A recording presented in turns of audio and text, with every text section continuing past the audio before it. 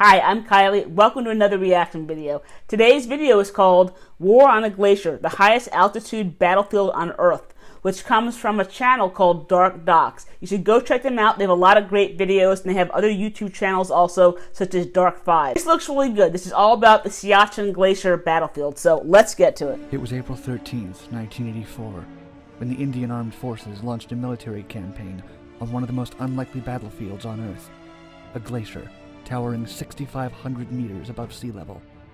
Their mission was to take full control of the area.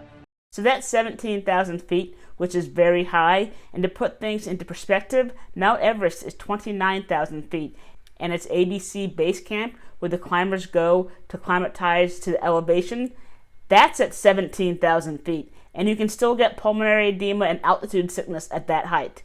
It is a very dangerous altitude. A remote and uninhabited stretch of the disputed territory known as the Karakoram Range of the Himalayas that straddled the India-Pakistan border. After decades of push and pull between the two countries over the exact parameters of the line that divides them, the goal of the Special Indian Armed Forces was to once and for all claim the Siachen Glacier for India. The Indian troops, led by Lieutenant General Prem Nath Hoon, would do this by taking certain strategic points along the three traversable passes through the glacier. It's worth noting that this was a place no military had previously considered to be strategically significant. Gorgeous. To access the Siachen Glacier, the second largest non-polar glacier on Earth, the Indian forces would be airdropped into the eastern Saltoro Mountains, a sub-range of the Karakoram which contains the ice field. To avoid drawing the attention of their rival, Pakistan, on the other side of the mountains, they would then proceed the rest of the way on foot, a grueling climb into the icy unknown. To complete their mission, the soldiers faced monstrous weather, bitter cold, and uneven, dangerous terrain. To secure the area and the border for India, the greatest threat would not be the army of Pakistan, but would instead be nature and the glacier itself. The controversial border in question was established in 1949 in the aftermath of partition. It was conceived in the Karachi Agreement, which itself ended the Indo-Pakistani War of 1947, an armed conflict between the two newly independent nations for territory in the shared and highly disputed Kashmir region. Much of the United Nations designated line was carefully and deliberately plotted. However, the easternmost portion of the line ran through Himalayan territory so remote and so high in elevation that it was considered uninhabitable and thus of little tangible value. As such, no one in 1949 thought twice about drawing this portion of the ceasefire line as a simple straight line, not taking any of the actual geography or terrain into due account.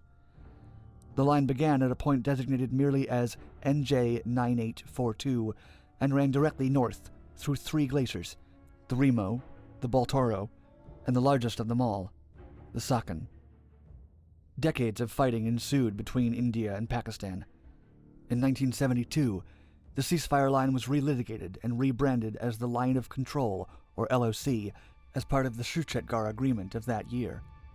The LOC acknowledged slight modifications to the original line, changes that resulted from various military advances made by both sides since the Indo-Pakistani War of 1971. However, the straight line pointing north through the glaciers remained untouched. Pakistan had their own plans to subtly move the line in their favor.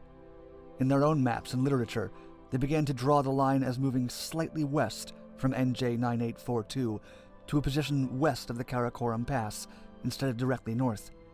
These changes, over time, slowly crystallized into fact, even in maps drawn objectively outside of Pakistan's borders. International mountaineering enthusiasts, some of the only other parties involved who coveted the remote terrain north of NJ9842, began to draw the line according to the altered Pakistani map. To further stoke these flames, the Pakistani government began to allow foreign mountaineering expeditions to launch from their side of the mountains throughout the 1970s. This was welcome news to the mountaineers, as the various passes and trails on the Pakistan side of the mountains were far less steep and treacherous than those on the Indian side.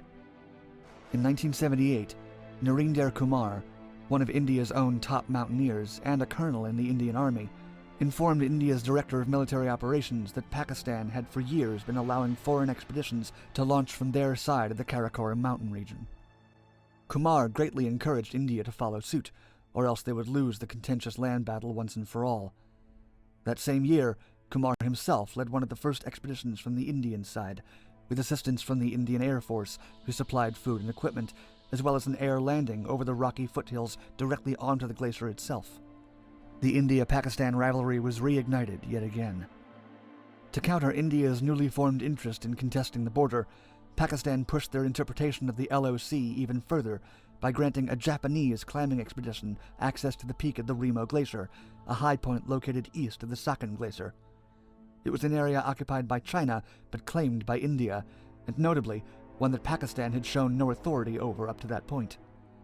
The Indian government saw the potential for the Pakistani armed forces to use the Remo Glacier as a strategic link in a trade route leading to China.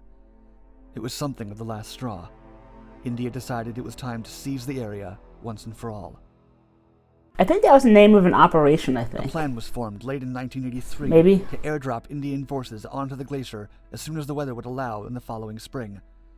A training camp was established for the Indian Army unit at the High Altitude Warfare School, a training and research facility built by the Indian Army in 1948. Indian Army has some of the best high warfare soldiers on the planet, and the school that they go to is one of the most revered in all of the world. They get soldiers from all over the world to take this high altitude warfare course. I mean, these guys know what they're doing and their training is on point.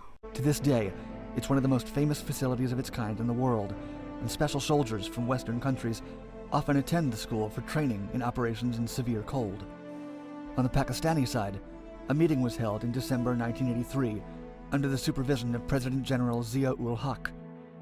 He gave direct orders to his commander of the northern areas, Major General Ayir Khan, to preempt all Indian attempts to occupy the passes surrounding the Siachen Glacier. General Zia authorized that the Pakistani army march in and seize the passes before May of 1984, as soon as weather conditions would allow for the use of helicopters in the treacherous area. To patrol the glacier, the Indian forces would need the right equipment. They required, at a minimum, thermal coats and pants, balaclavas to cover their faces, tents, ice axes, goggles, and insulated boots with spikes. Much of this equipment was only available in Europe, and so Lieutenant General Hoon, the leader of the operation, contacted an outfitter in London in the hopes of acquiring all the necessary equipment. But the supplier in London informed Hoon that they would not be able to supply the winter apparel and gear that the Indian Army requested, because a large order for over 150 pieces of equipment had already been placed by the Pakistani military. Oh! Of course. Can you imagine being the guy on the other side of the phone, having that conversation, and getting that big piece of intel? Oh my gosh, talk about a twist of fate. I mean, wow. Of course, now the Indian Army had advanced warning of Pakistan's own intent to launch an offensive on the glacier. Additional intelligence received by the Indian military that winter informed them that Pakistan planned to start their operation on April 17, 1984. As a result, India decided to move their operation forward. They would begin 4 days earlier. April 13th would be India's Glacier Take-Back D-Day. The Indian Army mission was given the name Operation Meghdoot, after Meghdoot, a divine cloud messenger character from a 4th century Sanskrit play. April 13th was chosen deliberately because it was Vaisakhi, a holiday in the Hindu religion, despite 13 being an unlucky number in India. So he just said that the number 13 is unlucky in the Hindu religion. However, on Friday the 13th, a couple of days ago, I made a community post on this military channel and on my Indian content channel asking if the number 13 being unlucky was just an American thing. And almost everyone agreed that it was. So is the guy in the video confused? If someone can enlighten me in the comments, I would really appreciate it. The trained soldiers were airlifted using Indian Air Force planes into the foothills of the Saltoro region. Once atop the glacier, the troops divided into subunits and were deployed to the various corners of the glacier to secure the 3 vital passes on its western side. Lieutenant General Hoon sent the Northern Command further up the Saltoro Ridge west of the Siachen Glacier. The Ladakh Scouts, a special unit of the Indian Army nicknamed the Snow Warriors, thanks to their prowess in mountain warfare, were deployed with a battalion of the Kumaon region into the Zojila Pass. The Snow Warriors duly marched west for days with full battle packs on their backs, in case they faced Pakistani opposition. By April 13th, roughly 300 Indian soldiers were entrenched in the area's peaks and crevices. As a result, By the time the Pakistanis made their push to secure the area launched in May, it became immediately apparent that they were too late. The Indians already controlled the major mountain passes, but victory did not come without a cost. Temperatures below 30 degrees Celsius made it immensely difficult for the Indian troops to move, to breathe, to even communicate. So he just said 30 degrees Celsius, which is about 70 or 80 degrees Fahrenheit, which is beach weather. I'm assuming he meant negative 30 degrees Celsius, which is about negative 20 degrees Fahrenheit. So that's bitter cold. The Indian soldiers ran the risk of high-altitude pulmonary edema, hypothermia, and amnesia. Men perished in the punishing terrain, froze, succumbed to disease, or fell to their deaths in whiteout conditions. The soldiers who survived later complained of memory loss, high blood pressure, frostbite, and other cold-related maladies. The exact number of casualties on either side of the conflict is not known, but both sides lost men due to the unforgiving terrain and weather. In an official tally given by the Indian Minister of State for Defense, it was stated that 35 officers and 887 infantrymen of the Indian Army had lost their lives holding the Siachen Glacier for India between 1984 and 2016. So has anyone died on the Siachen Glacier from combat-related injuries since 2016? Whether the operations on either the Indian or Pakistani side were ultimately successful in the long view remains an open question. Some saw the struggle as an unnecessary competition over land that was eventually non-strategic and thus pointless. But others saw a decisive Indian victory, a daring military operation that secured tactical high ground that would have a long-term effect in Pakistan's trade routes with China. To this day, India still controls all 43 miles of the Siachen Glacier, as well as its various tributaries, and each of the 3 main passes of the Saltoro Ridge that were won in the operation itself. Pakistan still considers it a humiliating defeat. And so the unrelenting ghost of partition continues to loom over India and Pakistan, 2 nuclear powers with a combined population of over 1.5 billion people. This video just further illustrates the point that as good as partition was, it created a hell of a lot of problems over boundaries and borders.